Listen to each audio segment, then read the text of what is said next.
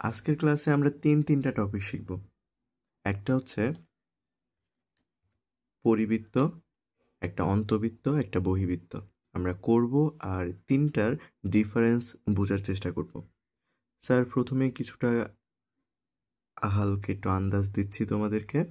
পরিবৃত্ত মানে হচ্ছে ত্রিভুজে একটা বৃত্ত কল্পনা করো। বৃত্তের যে বাহিরের যে দাগটা আছে, বক্রদাগ, এই জিনিসটা হচ্ছে পরিধি। তো পরিধি দিয়ে যদি তুমি একটা ত্রিভুজ তৈরি করো তাহলে এটাকে বলে পরিবৃত্ত। আর যদি তুমি ওই ত্রিভুজের ভিতরে একটা বৃত্ত আঁকতে সক্ষম হও ওটা হচ্ছে অন্তবৃত্ত।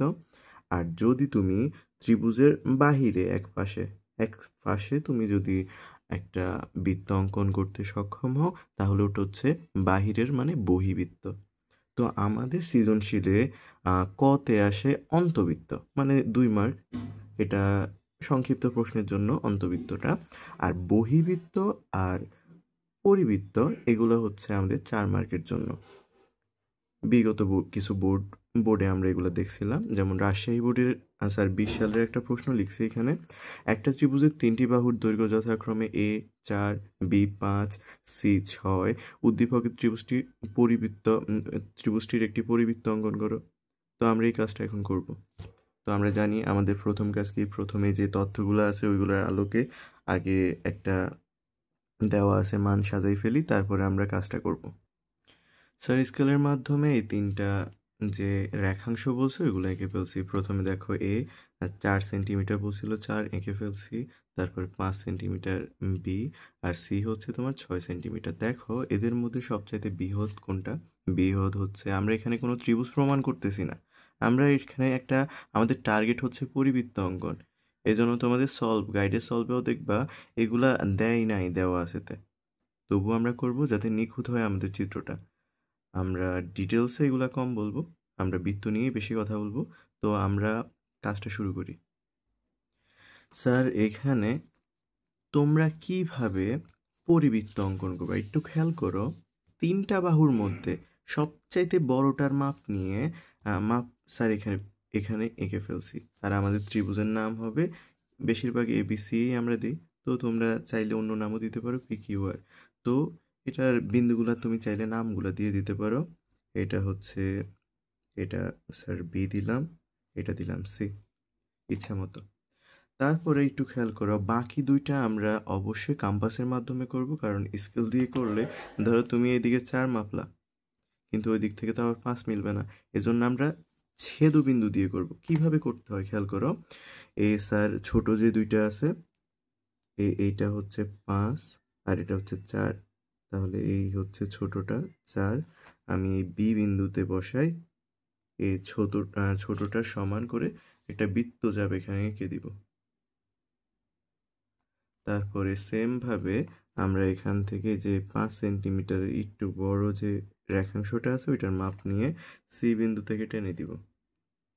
এই পরস্পর যে বিন্দুতে মিলিত হয়েছে ওইটাই হচ্ছে ছেদবিন্দু। আমরা কি করব, বি আর সি মানে ওই ছেদবিন্দুটার নাম এ দিয়ে দিই, তারপরে এই দুটাকে যোগ করে দিলে কাজ শেষ।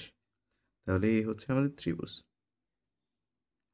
এটা আমাদের টার্গেট ছিল না, আমাদের টার্গেট হচ্ছে এই ত্রিভুজটার মধ্যে এই ত্রিভুজটা দিয়ে একটা পরিবৃত্ত সাজানো। তো আমরা ওইদিকে আস্তে আস্তে যাচ্ছি।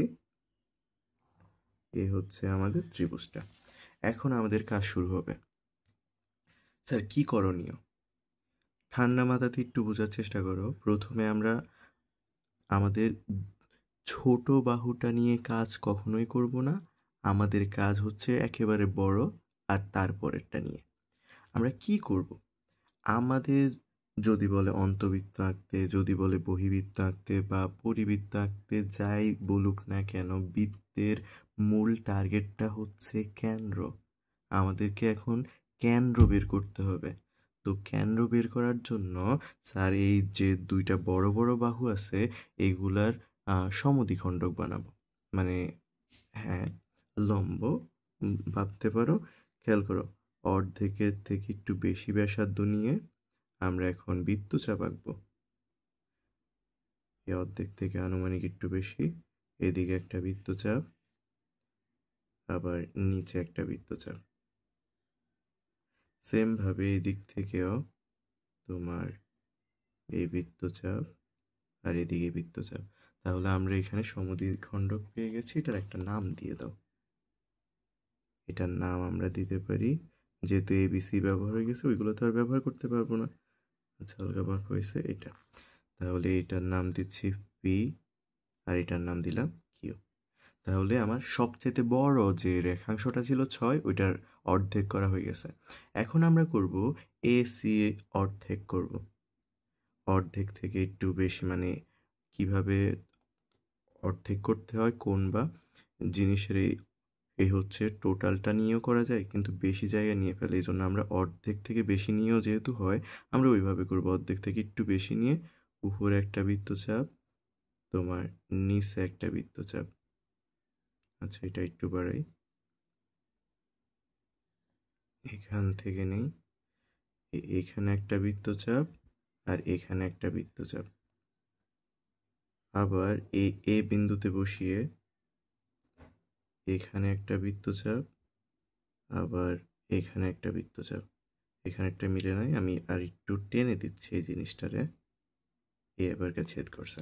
তাহলে এই দুইটাকেও আমরা মিলিত করে দিব। এগুলার আগে নাম দিয়ে নেই বা পরে নাম দিব। এই ছেদবিন্দু থেকে ছেদবিন্দু টান দিতেছি। তাহলে ফি কিউ এটার নাম দিতে পারো আর, এটা দিতে পারো এস। তাহলে খেয়াল করো, ওরা একটা নির্দিষ্ট বিন্দুতে ছেদ করছে। এই বিন্দুটাই হচ্ছে আমাদের কেন্দ্র। আমাদের টার্গেট কমপ্লিট।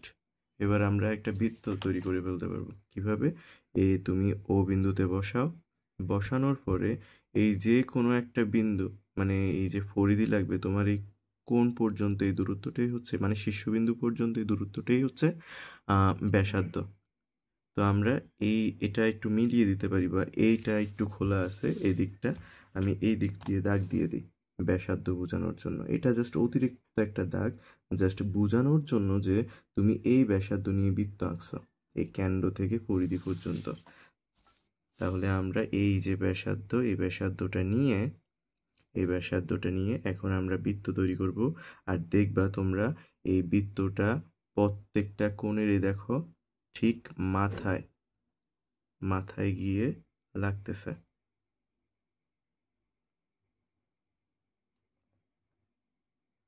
দেখো, এই জিনিসটাই হচ্ছে পরিবৃত্ত।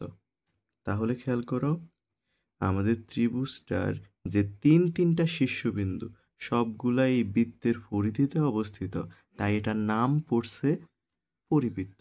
এখন আমরা প্রমাণটা দেখি। স্যার, প্রমাণটাও লিখে দিচ্ছি, একটু খেয়াল করো। আমাদের এই ত্রিভুজটা তো আছে, আমরা যে কাজ করছি ত্রিভুজের এখানে কোনো কাজ নাই। আমরা কি করছি, ত্রিভুজটা আগে থেকে হয়ে গেছে। আমরা প্রমাণের মধ্যে মানে অঙ্কনের বিবরণের মধ্যে দাবগুলো এইভাবে করে দিব যে বিসি রেখাংশর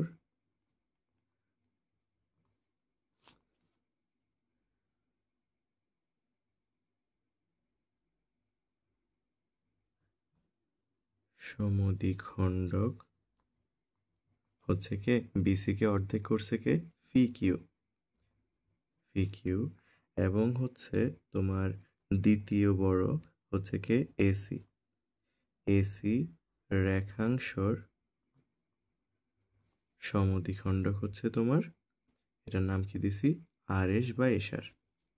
এটা গেল দ্বিতীয় ধাপে। বললো দেখো, এই দুইটা যে মানে সমদ্বিখণ্ডক ছিল, তারা পরস্পরকে একটা বিন্দুতে মিলিত করছে। আমরা একটু ওইটা লিখে দিই যে ফি কিউ ও আর এস পরস্পরকে ও বিন্দুতে ছেদ করে।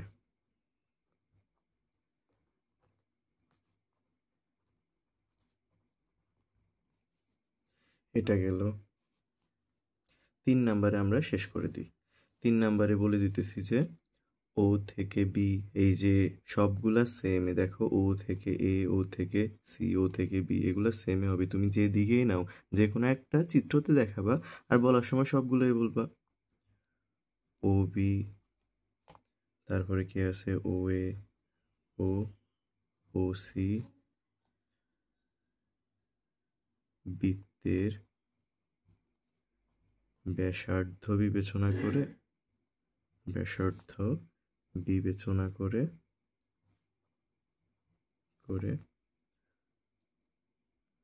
ও কেন্দ্র বিশিষ্ট বৃত্ত আঁকি। ইহাই উদ্দিষ্ট পরিবৃত্ত। তাহলে আশা করি আমরা পরিবৃত্তর কন্টেন্টটা বুঝতে পারছি। এখানে তেমন একটা হার্ডনেস নাই। তোমার সমবাহু ত্রিভুজ আসতে পারে, যে কোনো ত্রিভুজ। পরিবৃত্ত মানেই হচ্ছে এই টেকনিক। তুমি যে কোনো দুইটা বাহুকে ধরবা, যদি এটা এইরকম বিষমবাহু হয় তাহলে বড় বড় দুইটা বাহুরে ধরবা, ছোট বাহু বাদ দিয়ে। আবার যদি হয় সমবাহু, তাহলে তুমি তোমার ইচ্ছা এইটা আর এইটা বাহু ধরতে পারো। সমবাহুর সবগুলা বাহু তো সমান, তুমি এটা করতে পারো।